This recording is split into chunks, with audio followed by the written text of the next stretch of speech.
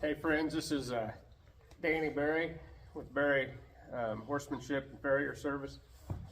I've been talking here lately to a lot of people about some real foundational things. I've got a series of things that I believe are really important for foundation, and most often people skip over, or they do a little bit but they don't do very much.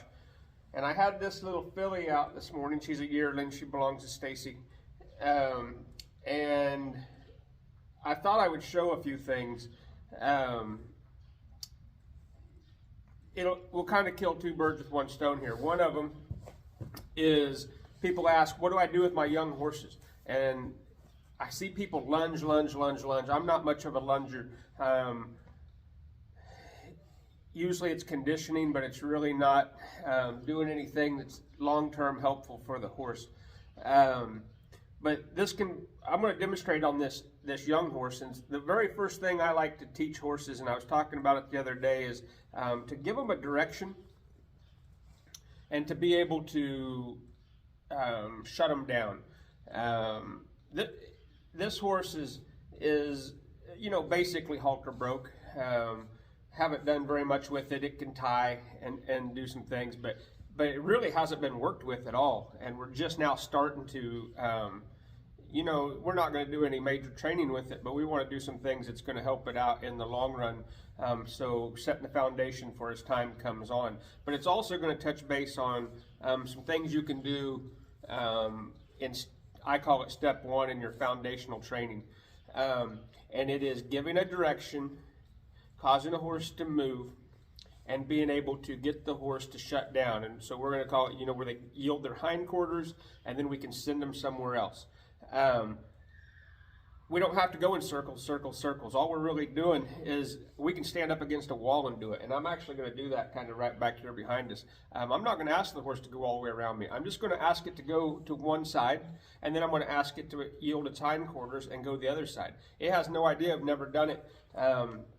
So we're going to just see how it goes, but I want to show you the importance. It's step one. It starts showing some obedience. It starts showing that we're going to get some, that we have some leadership skills, and the horse can start to learn, even at a young age. We don't have to worry about wrecking its legs because we're not asking it to do nothing. But if you've got an older horse and you're having trouble with, most of the time people don't have the control of the feet, which ultimately will lead to the control of the mind. So we'll just see how this goes. Like I said, it's just a young one. It hasn't been handled very much. We've mostly just we halter broke it, got it where it would lead and tie, but we've mostly just left it alone, just letting it grow. We get it up to do its feet and things like that, but we're wanting to start doing more so it's prepared for what we're going to ask for later.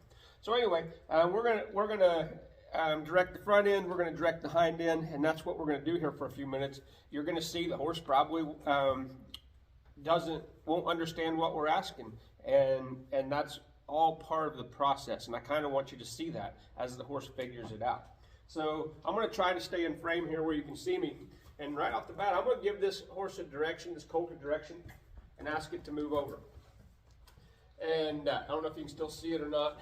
It did, moved over just fine, and it yielded its hindquarters. It didn't really do it because it totally understood what I was asking. It's just, what we've done up to this point with halter breaking has set a foundation that has been pretty sound. But right here you can see I'm going to ask this horse to come over. That's the front end.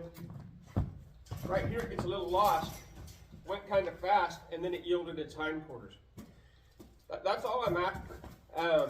Just as a foundational for a colt or for a filly, for a young horse, I just need to ask it, hey, I need you to move over here, and I need you to give your hindquarters. And if you can still see it in frame there, it's actually doing really good for not really have learned this before. I'm going to ask it to move over here.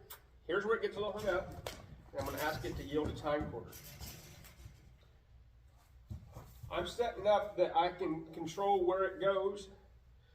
It can start to learn to gain some respect for me, that I'm going to ask it to go, that I'm going to ask it to whoa. So when I'm talking to people a lot of times in a lesson format, or I'm really helping them, Sometimes I call this, I need you to go and I need you to whoa.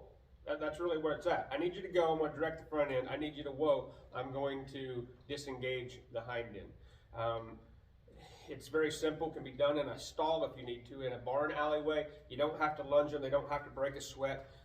It's just about, I need you to go, so I'm going to ask it to go.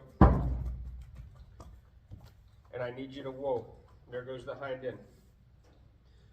That's my first step of what I do with any horse that I get my hands on if I'm wanting to start the relationship and start building a foundation. I need you to go, and I need you to whoa.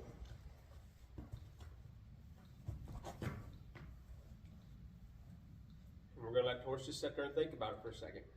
Look, it's already licking and chewing. It's just a yearling. Its attention span's not real great, so I don't need it to stand here for an hour and be a statue.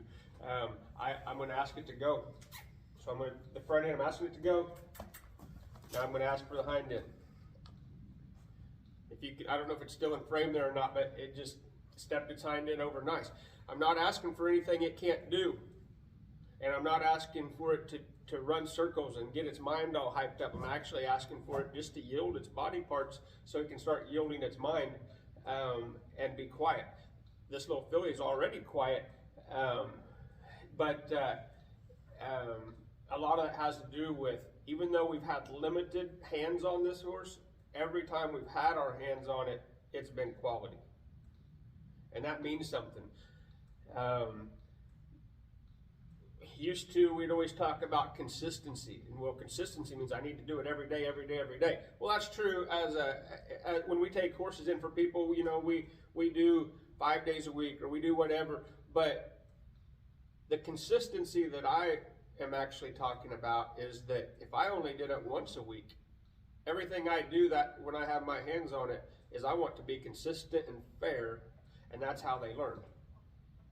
I'm going to ask this horse I'm going to direct it over here. There we go. And I'm going to ask it to yield its hind end.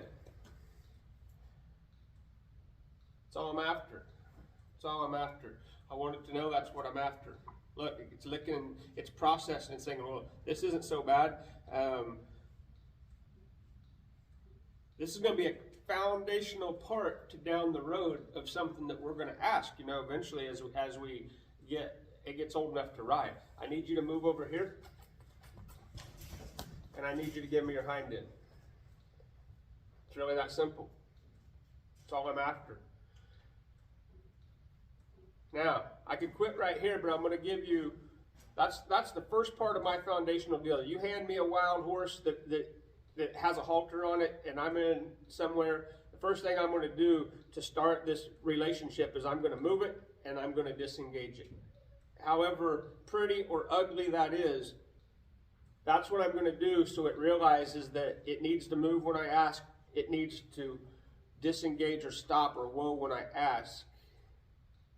But once I've kind of established that, the next thing I need, and I'm not going to do a long deal on this, but I want to touch on it.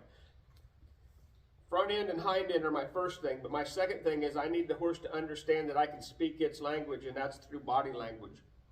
We can be verbal and we can do all these things, but horses understand body language. So I have 3 body languages or 3 stances that I like to use. One of them is this one I'm talking to you in, and it's my relaxed one. When I'm in my relaxed one, I need the horse to be relaxed. If I'm in kind of an open, I open it up, I need the horse to learn to come with me, just like that. I don't know if you've seen it, come with me. When I kind of get where I put my pressure into it, I need the horse to move back. Now, why is that important, and why is it important for, it goes hand in hand with the first one. But first I need you to move, and I need you to disengage, but then a lot of times they want to come right up on top of you. Well, we got to start creating some space and teaching that that's not the case. So I'm going to show you these 3 body languages real quick in conjunction with moving and disengaging, or go and whoa. So right now I'm going to ask this little horse to move over here. Right there, it's resisting the pressure. Don't understand what it totally is. We're going to ask it to move over. Now we're going to ask it to disengage. Now we're going to put some pressure into it and get it to take a couple steps back. That's important, because if it wants to come up on me, see, it's licking and chewing right there. It's understanding. But when I'm in my relaxed body frame, I'm wanting these horses to start learning that I can approach them without moving their feet. I can approach them and pet on them and do all these things. When I move away from them in my relaxed, I want them to stand still. Why is that important? Because someday I'm going to get on this horse, or somebody's going to get on this horse, and I want it to understand when I need it to stand still and when I need it to move away from me, or when, just like this, I need it to come with me. I make myself super inviting here. I'm opening up all the pressure. Look, the horse is coming, but as soon as I come back to my relaxed, I want it to stop. I want to be able to approach it in my relaxed. I want to be able to leave it in my relaxed. I want to be able to get it to move away. I don't know these things, so I'm just not teaching it. I'm going to put pressure into it. If it doesn't move, I'm going to help it move. That's the foundational deal. I'll do a whole video on that, but right now, step one, something you can do with your babies. And if your baby's maybe a little bit more wild, it may not go quite this smooth, but it doesn't matter.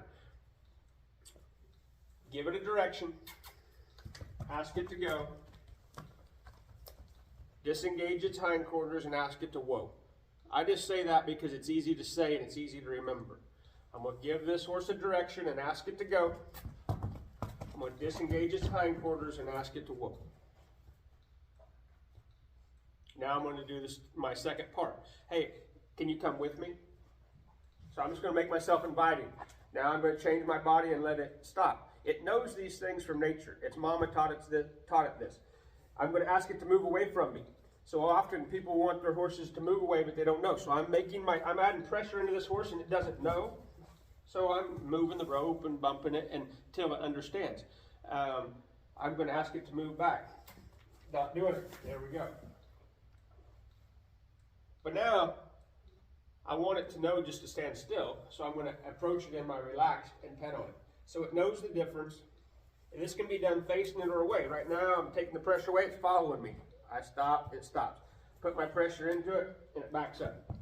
So that's just a quick thing of what we'll do on the next video.